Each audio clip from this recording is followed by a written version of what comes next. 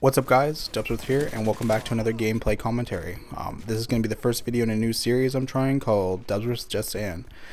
So what I'm going to do in this video and future ones is pick a topic, and I'm going to rant and rave about it, and just give you my opinions on it, and what I think needs to be done on it to fix the problem, and don't kill me, don't shoot me, don't hate me, because I'm just saying. That's super cheesy, but we'll go with it. In this episode, I'd like to talk about lag compensation in Modern Warfare 3 and how it affects certain other aspects of this game, mainly hit detection, and then secondarily your accuracy. I don't know if people have really noticed their accuracy going down because of it. And the third thing would be just everybody's overall enjoyment of the game. So for people that aren't familiar with Call of Duty or don't really know how it works, Call of Duty is a first-person shooter, so you're looking like you have the gun right now, so it feels like you actually have a gun. What a game like Call of Duty is a Twitch-based game, so it's all based on how you react to something.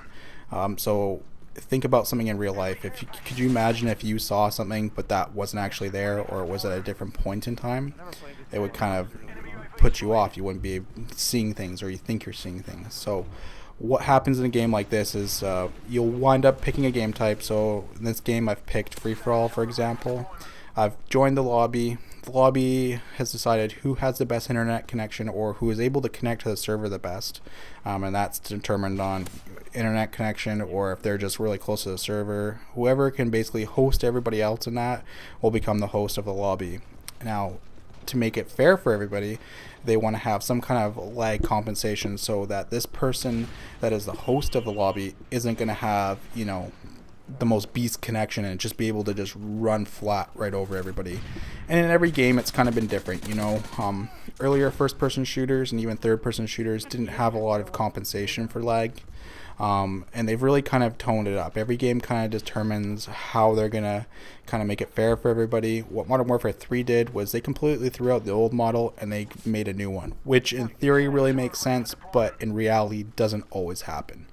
So what they do in a game, or in a game now, is everybody comes into a lobby. Now, for the most part, I think a lot of people have really good internet connections, but at this time of year, especially around Christmas, when you get all these kids that are getting the game for Christmas, and they're going to maybe play half an hour a day, compared to somebody like me who might play it for 2-3 hours in one single sitting.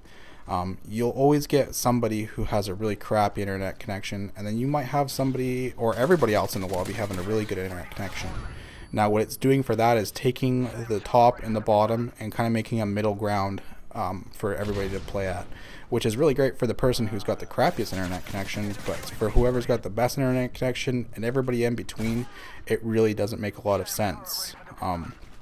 Sure, it should be fair, but it doesn't always work that way, because if you're bringing somebody below the connection that you usually have and you're playing at a slower connection, you have to adjust to that, because that comes back to being able to react to it, to how you twitch to it, basically, is the easiest way to put it. So if you're seeing something on the screen, I want it to be exactly what I'm seeing on the screen. If I see that guy and I point my gun and I shoot it at him, it should be hitting him. If it's not, then we have a problem.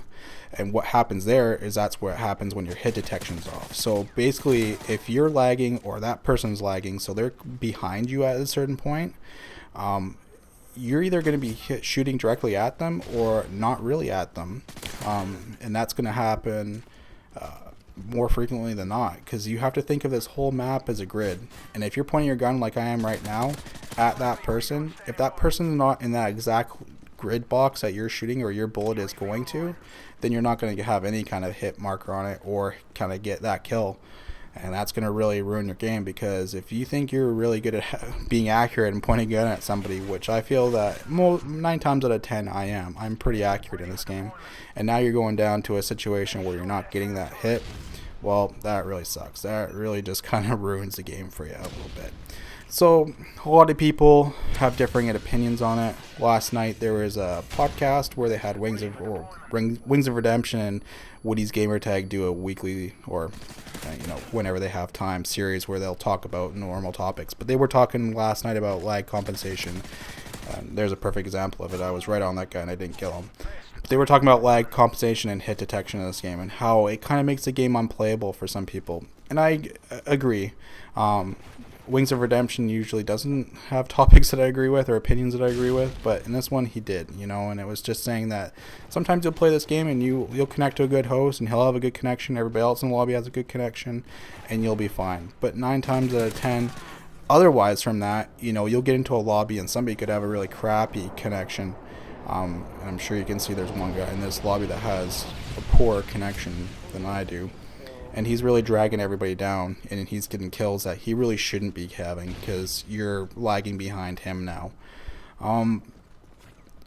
It's really hard to kind of justify to everybody, you know, is it fair, is it not fair? How do you say, you know, somebody who can't afford an upgrade of the internet or isn't close enough to the server to ever become a host, how can you say that they don't deserve to, you know, have a little bit of an advantage, or, you know, less of a disadvantage would be a better way of putting it. And I agree, you know, it sucks for everybody, you know, everybody can't have a great time in a game, and I agree with that. But, you know, when you usually play a game and you've played it for, you know, the last 3 or 4 years and you're used to a certain way of things, I don't think you should really change it, because yes, it doesn't work 100%, but it's not fully broken. It's not something that's ever been broken or needs to be redesigned.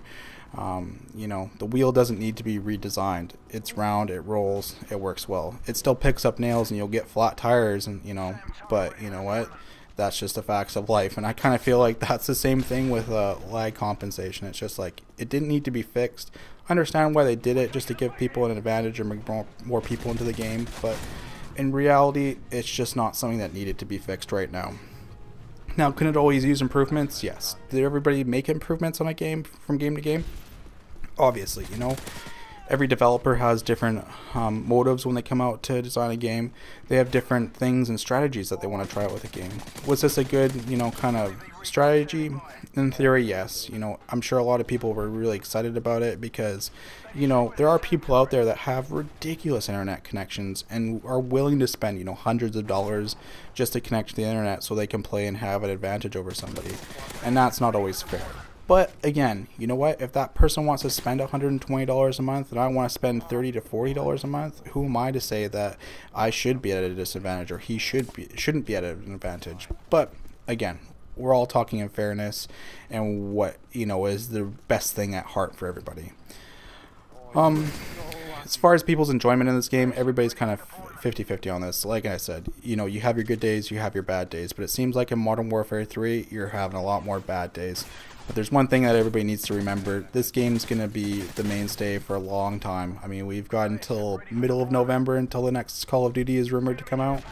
And from now until then, I mean, you're looking at another 10 months of full gameplay for this, almost. So, you know, I think everybody just kind of needs to let Infinity Ward do what they do. If they want to sink their own ship and kind of make themselves the worst developer, then so be it. But, you know, I'm just saying, and that's just my opinion. So this gameplay is coming up to an end. I didn't win this one, but I felt I really, really tried. I'm not going to blame it on lag or, you know, anything like that. It just wasn't in the cards. So thanks for watching, guys. Leave a like on the video if you liked it, and sub up if you want to see more videos. All right, peace.